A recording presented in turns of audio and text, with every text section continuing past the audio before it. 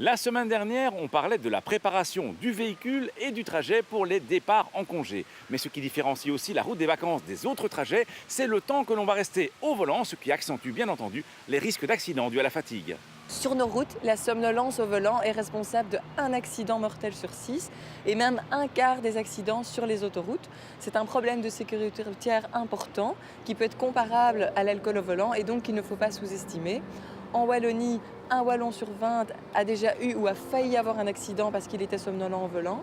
Et on voit que la majorité des conducteurs qui se sont déjà sentis somnolents au volant se souviennent l'avoir été lors d'un trajet de vacances. Ce n'est pas étonnant, plus le trajet est long, plus le risque de s'endormir au volant est important.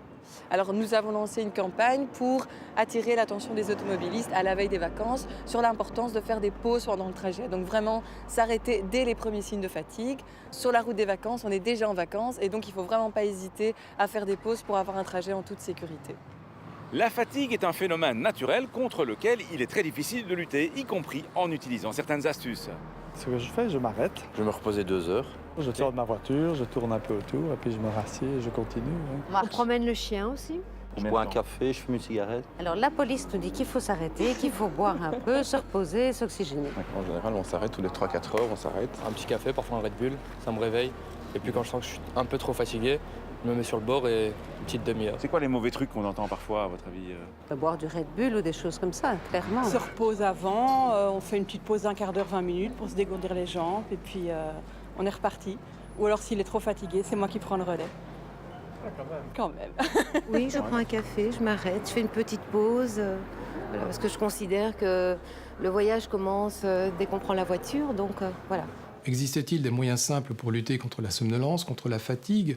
Bien, tout le monde connaît le fait de pouvoir s'arrêter sur l'autoroute, par exemple, de prendre une tasse de café, de marcher un petit peu, mais ceci n'a qu'une valeur très transitoire. On va retarder de quelques dizaines de minutes l'échéance, c'est-à-dire l'arrivée du vrai sommeil, qui, elle, est véritablement dangereuse. Évidemment, il faut se mettre dans de bonnes conditions pour partir, surtout le soir. Éviter un repas important et surtout éviter des boissons alcoolisées. Par contre, on peut partir dans de meilleures conditions si on s'est reposé, si on a fait une petite sieste par exemple dans l'après-midi, un repas léger, une tasse de café avant de partir, on part dans de meilleures conditions. Quand la somnolence arrive, il faut la reconnaître immédiatement parce qu'elle devient dangereuse. Le sommeil peut arriver à tout moment. À ce moment-là, il faut absolument s'arrêter. On fait une petite sieste éventuellement qui peut être très réparatrice, par exemple une demi-heure qui va vous donner quelques heures supplémentaires de vigilance au volant. Attention également à notre horloge biologique qui nous impose entre 2h et 4h de l'après-midi et entre 2h et 4h du matin, plus ou moins, une période pendant laquelle nous sommes beaucoup moins vigilants. Donc le sommeil est favorisé, ce qui est bien sûr plus dangereux. Partir bien reposé, faire des pauses toutes les 2 heures, voire plus tôt si la fatigue se fait ressentir, éviter l'alcool et les repas trop lourds, ce sont là les principaux conseils que vous devez suivre si vous voulez éviter de vous endormir au volant sur la route des vacances. Comment un cycliste doit-il annoncer son arrivée à un piéton qui circule sur une piste cyclable ou sur un chemin partagé?